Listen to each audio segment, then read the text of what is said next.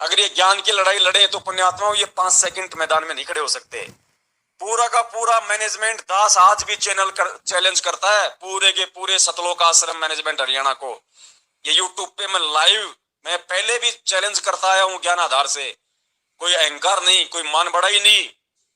बरवाला कांड के ऊपर और सतगुरु रामपाल जी महाराज जी के सत्संगों के ऊपर, इन दो चीजों पे ये पवन दास जयपुर वाला इस यूट्यूब के माध्यम से देश और दुनिया के सामने काल एजेंट सतलोक आश्रम मैनेजमेंट हरियाणा वालों को परमपिता परमेश्वर मेरे पूज्य गुरुदेव संत रामपाल जी महाराज जी के कलयुगी बेटा बेटी भाई बंधु रिश्तेदार जवाई स्टेट कोऑर्डिनेटर महेंद्र भगोड़े, एपी सिंह वकील, एस के गर्ग नरवाणा वकील चंडीगढ़ वाला, जिन्होंने धोखाधड़ियां की हैं, जिन्होंने झूठ बोला, जिन्होंने फ्रॉडबाजी की है चंद पैसों के लिए, केस को सही तरीके से उन्होंने हैंडल नहीं किया, कोर्ट में सही सबूत पेश नहीं किए। इन सभी लोगों को मैं चैलेंज करता हूं, चैलेंज खुला। अगर एक बाप की औलाद हो और अपनी मां का दूध पिया है, ये शब्द मुझे मजबूरी में बोलने पड़ रहे हैं और आप लोगों की जिम्मेदारी बनती है, आप लोग ये वीडियो उन लोगों के पास भेजो, उन वकीलों के पास भी भेजो।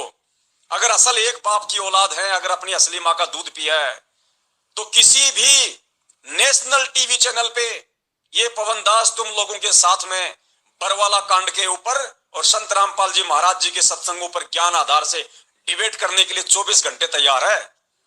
अगर तुम 1 घंटे भी सामने रुक के दिखा दो मुझे बरवाला कांड के ऊपर, अगर तुम लोगों की वकालत ना छोड़ दे, तुम्हारे ये अगर लाइसेंस वकालत के अगर कैंसिल ना हो जाए, ये दुनिया जब तुम्हें वहां देखेगी ना कि तुमने क्या किया उस बरवाला कांड में, तुम लोगों ने बरवाला कांड में किस प्रकार से मुकदमों को हैंडल किया है, किस प्रकार से तुम लोगों ने झूठ बोली है। अरे एक वचन तुम्हारा, इन वकीलों का पुण्यात्माओं, एक स्टेटमेंट बहुत काफी था गुरुदेव को निर्दोष साबित करवाने के लिए, केवल एक स्टेटमेंट।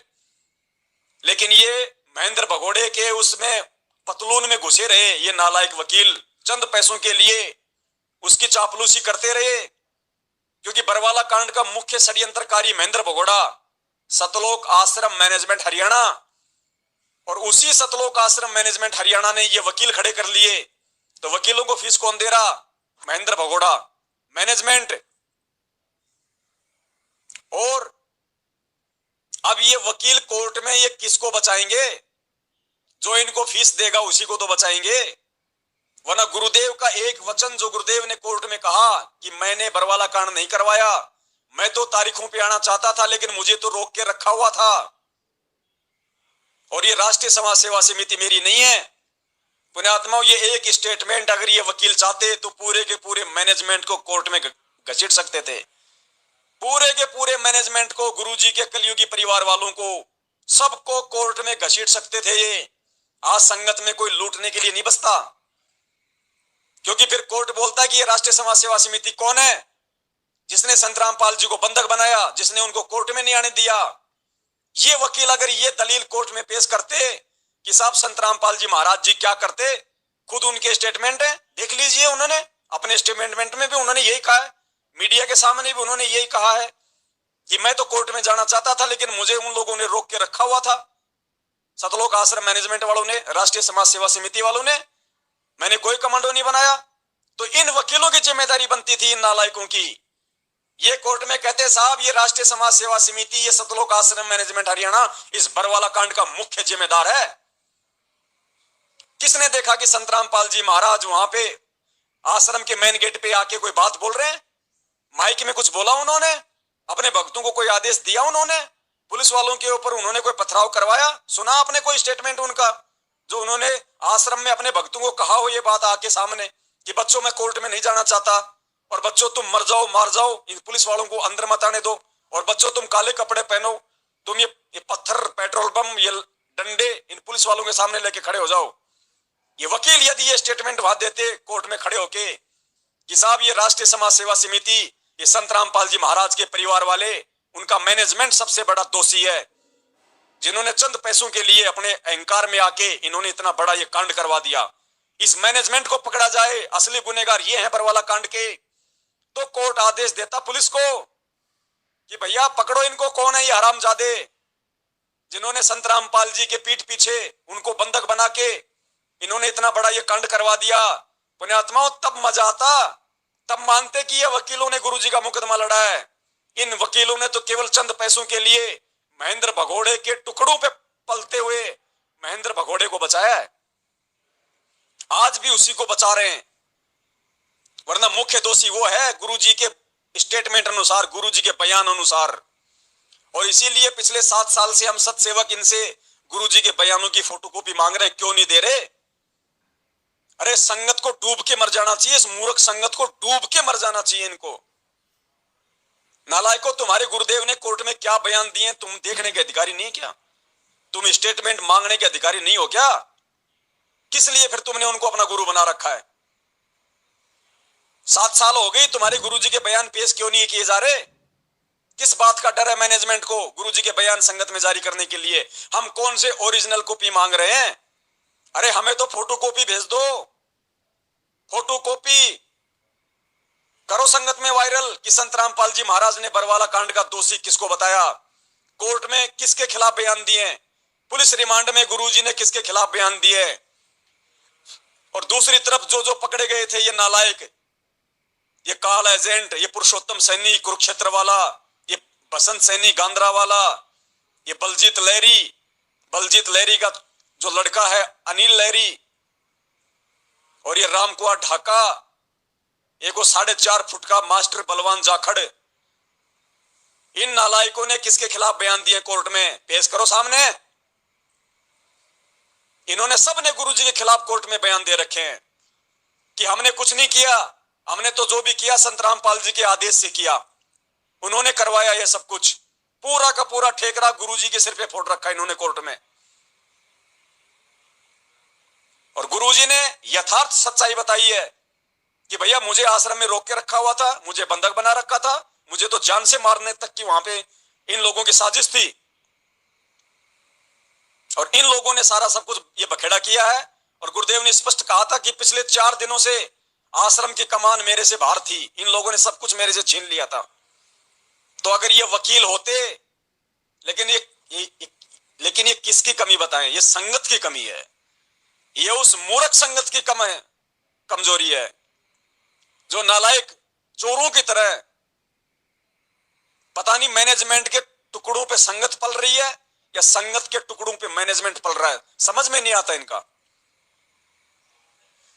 इतना सब कुछ क्लियर, इतना सब कुछ 7 साल से बता रहे हैं, उसके बाद भी इस मूर्ख संगत के कान पे जू नहीं रेंग रही। फिर काहे का गुरु बना रखा है? नालायकों, कुएं में पड़ जाओ, इससे अच्छा तो दोषी भी क्यों बन रहे? उल्टा संत रामपाल जी को अपना गुरु कह के। तुम्हें गुरु की परिभाषा का नहीं पता। 7 साल हो गई तुम्हारे बाप को जेल में बैठे हुए, और उनको जेल भिजवाने वालों के पीछे तुम उनके चमचे बने फिर रहे हो। वो वकील जो तुम्हारे दान के ऊपर वकालत कर रहे हैं, इसी गद्दार मैनेजमेंट को बचा रहे हैं।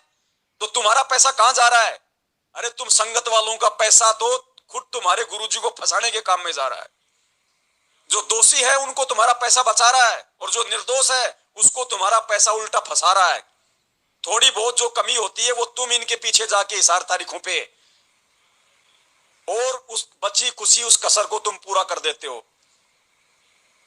वहां भीड़ इकट्ठी हो जाती है, गुरुजी को कोर्ट में लाया नहीं जाता, तारीखों पे तारीख, तारीखों पे तारीख, तारीखों पे तारीख, लेट होता रहता है तुम लोगों की कमजोरी के कारण। इसीलिए परमात्मा ने 1000 साल का समय रखा है, इसीलिए क्योंकि मालिक को पता है कि मुझे तो केवल मेरे चंद हीरे मोती लाल ही पहचान पाएंगे, बाकी तो सब के सब भेड़ है, भेड़। और ये भीड़ मेरे रहते सहते पार नहीं हो सकती। ये भीड़ अगर इसने पार होना होगा तो मानव जन्म तो मैं इनको देता रहूंगा, लेकिन मां के गर्भ में तो ये नरक भोगते रहेंगे, लेकिन पार कब होंगे ये खुद डिसाइड कर लेंगे। 1000 साल का समय परमात्मा ने इसीलिए भक्ति का रखा है। अगर आज ही पार होने होते तो परमात्मा 1000 साल का समय नहीं रखता, अपने रहते सहते ले जाए सबको। लेकिन रहते सहते तो चंद गिनती के जाएंगे, गिनती के, और वो गिनती के वो जाएंगे जो हृदय से गुरु को भगवान मानेंगे और उनका प्रकट दिवस मनाएंगे और ज्ञान आधार से चलेंगे। कदम कदम पे मैनेजमेंट की चप्पल चाटने वाले, पीले पर्चे, नकली ऑडियो को अपना भगवान मानने वाले जिंदगी में सत लोग नहीं जा सकते। ये ज्ञान आधार तुम्हें विकसित करना पड़ेगा। सत्संग सुन के चाहे इस जन्म में कर लो, चाहे अगले किसी जन्म में कर लेना, इससे पहले तुम्हारा नंबर नहीं आने वाला। ये कटु सत्य है। वरना भगवान ने जरूरत नहीं थी आज धक्के मार मार के हमें यहां लाने की, बिजली पीढ़ी में शिक्षा देने की, रातों को 2-2 बजे जाग के सत्संग करने की। क्या आवश्यकता थी उनकी? वो किसके लिए कर रहे हैं? तो वर्तमान में तो चंद लोग जाएंगे, चंद लोग जो बड़े सौभाग्यशाली होंगे। बाकी तो मां के पेट में 9 महीने वो कोड से भी भयंकर दुख भोगना पड़ेगा। तो पुण्यात्मा ये सामने नहीं आते लोग, ना इनके वकील सामने आते, क्योंकि जिसका जमीर मर चुका हो ना, जिसका जमीर मर गया हो अंदर से, जिसकी आत्मा मर गई हो, उसमें हिम्मत नहीं होती सच्चाई का सामना करने की। इनको खुला चैलेंज है मेरा, किसी भी नेशनल टीवी चैनल पे ये पवन दास तुम लोगों के साथ में डिबेट करने के लिए तैयार है। भले तुम मुझे मार देना रास्ते में, कोई दिक्कत नहीं। मुझे उस टीवी चैनल का नाम बता दो, टीवी चैनल पे टाइम फिक्स कर लो, और टीवी चैनल पे 2 दिन पहले ही ऐड आनी शुरू हो जानी चाहिए कि फला फला तारीख को बरवाला कांड पे डिबेट होने जा रही है। और कौन कौन होंगे डिबेट में, टीवी चैनल वालों की मुझे नंबर दे दो, मैं उनसे बात कर लूंगा। भले तुम इस दास की रास्ते में गर्दन काट देना, ये दास जाएगा वहां पे, और अकेला जाएगा, कोई नहीं जाएगा। और खुला चैलेंज है, खुला चैलेंज तुम्हारे वकीलों से लेकर पूरे के पूरे मैनेजमेंट को। चाहे सारे एक साथ आ जाना, तुम सारे एक साथ 1 घंटे नहीं टिक पाओगे तुम ज्ञान आधार से। ये वकील तो ये कानूनी प्रक्रिया के हिसाब से नहीं टिक पाएंगे। इन्होंने जितनी गफलतबाजी की है इन मुकदमों में, जितनी लफंडरबाजी इन एपी सिंह वकील ने, एस के गर्ग नरवाणा ने की है, इतनी लफंडरबाजी किसी ने नहीं की पैसों के लिए। अब देखो इसका ड्रामा है एपी सिंह वकील का, संत रामपाल जी का मुकदमा लड़ रहा है, दिखावे के लिए नाम ले लिया, भगत एपी सिंह वकील हो गया। कुछ दिनों बाद में राम रहीम का मुकदमा हाथ में ले लिया, फिर राजस्थान के गैंगस्टर आनंदपाल सिंह का मुकदमा हाथ में ले लिया। अरे नालायक क्या है, क्यों नाम लिया तूने संत रामपाल जी महाराज का? क्यों उनको बदनाम कर रहा है तू? संत रामपाल जी महाराज का भगत बाबा राम रहीम का मुकदमा लड़ेगा क्या है?